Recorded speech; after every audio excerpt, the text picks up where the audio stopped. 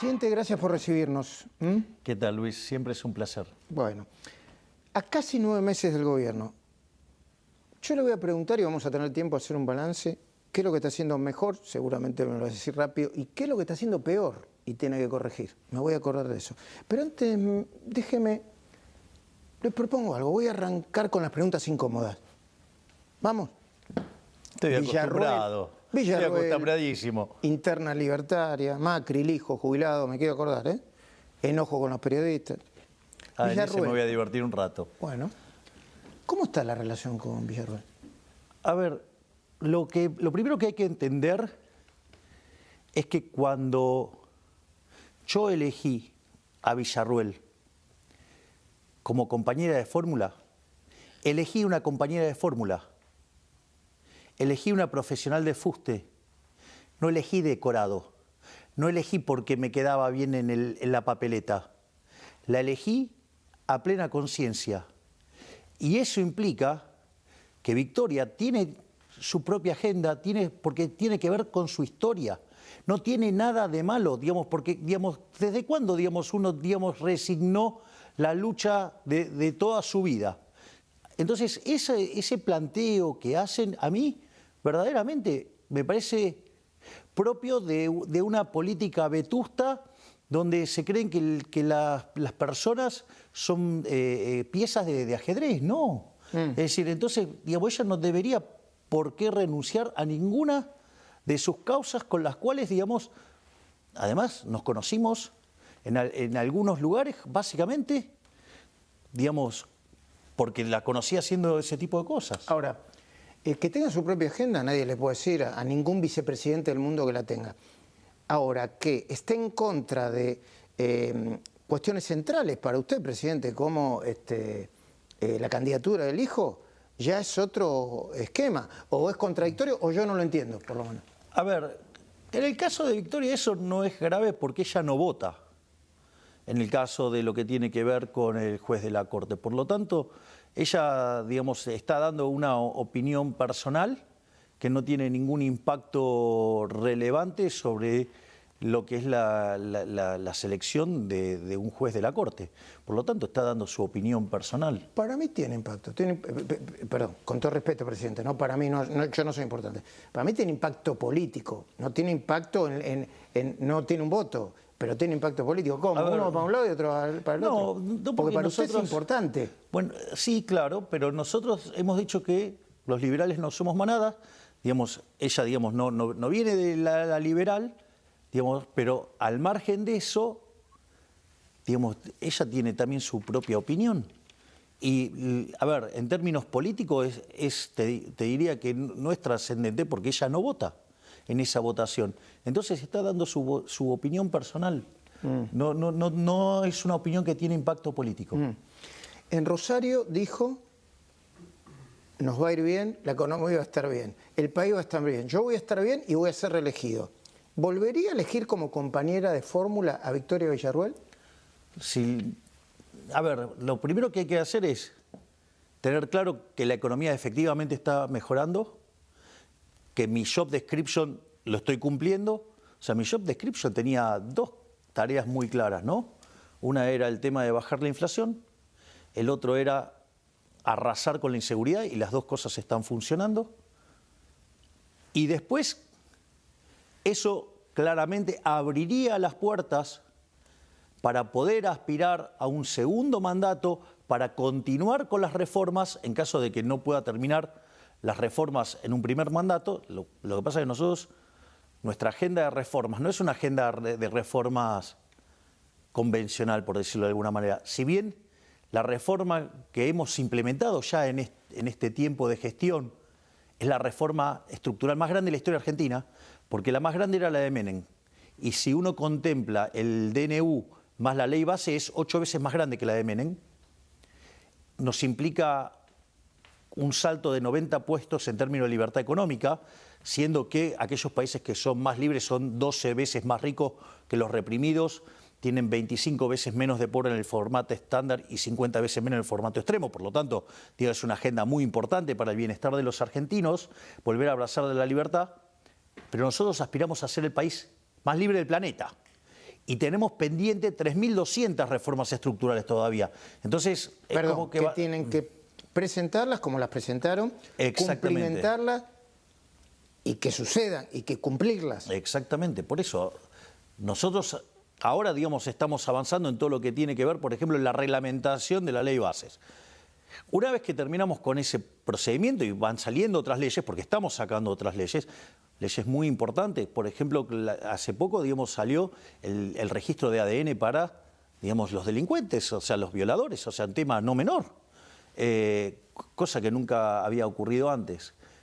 O estamos enviando la baja de la imputabilidad, o sea, estamos haciendo un montón de cosas que tienen que ver con distintas partes del Estado para mejorar el funcionamiento. Algunas leyes salen, otras no, digamos, es parte Entonces necesita más de 4 años, eso es lo que dice usted. Pero quiero volver a la pregunta. Entonces, ¿volvería a elegir como compañera de fórmula a Victoria Villarruel? Si las cosas viajaran de este modo, digamos, yo creo que no hay ningún tipo de problema. Hay que ver, digamos, o sea, digamos, si ella quiere seguir acompañándome también, o sea, recuerde que el tango se baila de a dos. Sí. Entonces, ¿Usted le pide opinión a ella sobre asuntos políticos? a ver, el punto es el siguiente. Nosotros en algunas cosas estamos de acuerdo, en otras no, porque digamos es parte de la vida misma. Y lo que sucede es que la realidad, ¿sabe lo que pasa, Luis? Que usted cuando enfrenta la toma de decisiones, el proceso de toma de decisiones, yo tengo a los ministros, tengo a mis asesores, pero siempre la toma de decisiones es en soledad, ¿eh? Es decir, la última puntada la decide uno. Y la realidad es que, digamos, en ese proceso decisorio... Una cosa es discutir ideas y otra cosa es... En ese proceso decisorio estoy yo solo. Porque al final del camino, el que toma las decisiones soy yo. El que, digamos, tiene que enfrentar a la sociedad por tomar las decisiones soy yo. Entonces... ¿Que paga los costos si tiene que pagar? ¿Y a usted le parece que, digamos, o sea, no he tomado decisiones, digamos, que la corporación política no hubiera tomado nunca? Mire, le hago un ejemplo.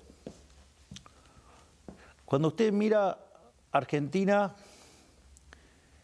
ha tenido desde el año 1901 hasta hoy 22 crisis. De esas 22 crisis, 20 tienen origen fiscal. Las crisis más grandes de la Argentina tienen que ver con alto desequilibrio fiscal. Llámese el Rodrigazo, que tenía 14 puntos del PBI, la tablita cambiar en el 82, que tenía 11. La hiper de Alfonsín. La hiper de Alfonsín tenía 8, la convertibilidad tiene 7, de la Rúa. Dicho esto, nosotros enfrentamos una situación de inicio con un desequilibrio fiscal de 15 puntos del PBI. Es decir, por lo tanto, estábamos a punto de estallar. Estábamos a punto de una hiperinflación, combinábamos el desequilibrio monetario de la previa al Rodrigazo del 75, combinábamos el desastre dentro del Banco Central en términos de pasivos remunerados respecto de la base que teníamos en la previa de la hiperinflación de Alfonsín. 15 de déficit en el Banco Central y con era 5 en el Tesoro y 10 en el Banco Central. Pero usted es cierto eso, pero usted lo repite porque no se lo reconocen o porque parece que... No, porque la gente parece que se olvida de dónde salimos. Es decir, la gente parece que se olvida que estábamos a las puertas de tener la peor crisis de la historia argentina, porque además teníamos... Más que la gente, una parte del sistema político, diría. No, a ver, yo no lo sé, digo, pero me parece que siempre vale la pena recordarlo. Además teníamos indicadores sociales peor que el 2001, con lo cual estaban dadas todas las características para tener la peor crisis de la historia. Y Argentina se hubiera convertido en Venezuela. Si hubiéramos hecho... Digamos, hubiéramos seguido con lo que venía haciendo el gobierno anterior, hubiéramos ido a una hiperinflación del 17.000% y hubiéramos tenido la cantidad de pobres en términos más o menos del 95%, 50% de indigentes, hubiéramos tenido un verdadero desastre social. Y cuando yo digo lo de la inflación, vale la pena también recordar cómo venía viajando la inflación, porque... Cuando usted mira la inflación diaria de la primera semana de diciembre viajaba al 1% diario. Terminaba en 13.000 si la dejaba. Eso, claro, póngale, eso daba 3.700. En la segunda semana se aceleró al 1,2, con lo cual eso decía que viajaba al 7.500. Y cuando uno mira mayoristas en diciembre, que es la que se anticipa, estaba en 54. Es decir, eso anualizado estaba 17.000. Es decir, estábamos verdaderamente frente a un desastre. Entonces, a su vez, nosotros dijimos, bueno, hay que cortar con la emisión monetaria para terminar con esto. Entonces usted tenía que cortar el déficit fiscal y el cuasi fiscal, porque el cuasi fiscal es el que en el Banco Central que generaba la emisión endógena. Ahora, yo miro la historia fiscal de Argentina. En 123 años Argentina tuvo déficit 113.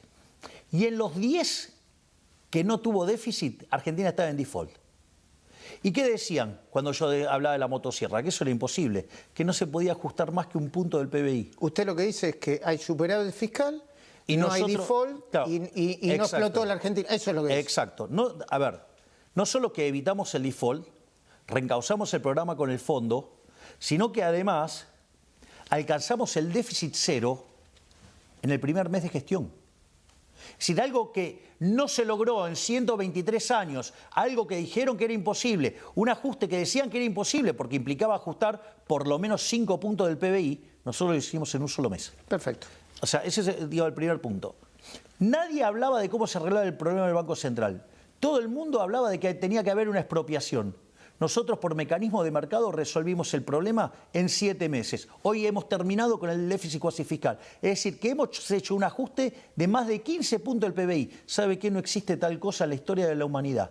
Usted tiene que, para ver una experiencia de semejante calibre, algo después de la Segunda Guerra Mundial. Y aún así no alcanza. Lo que sí lo hicimos nosotros. Sí, lo que sí hay, yo soy periodista, no le voy a decir, está bien, usted dice, lo que sí hay, ruido político. No sé si de la magnitud o cómo puede impactar en esto. Obvio que hay ruido político. Bueno, ¿sabe por qué? ¿Por qué? Porque implica un cambio de hacer política de los últimos 100 años.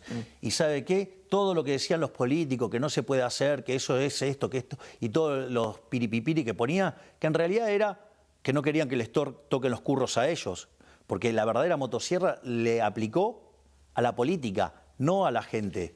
Entonces, y por más que la política se mientan entre ellos y vayan y mientan adelante de periodistas y de las cámaras, el verdadero ajuste lo pagó la política. Es decir, ¿a dónde cree que salieron, digamos, esos 15 puntos del PBI? Digamos, 13,5 salieron de recortes a la casta. Y ahí está, y eso, claro, sí genera ruido político, claro, porque se termina un montón de... Yo hablaba de otro ruido político, se lo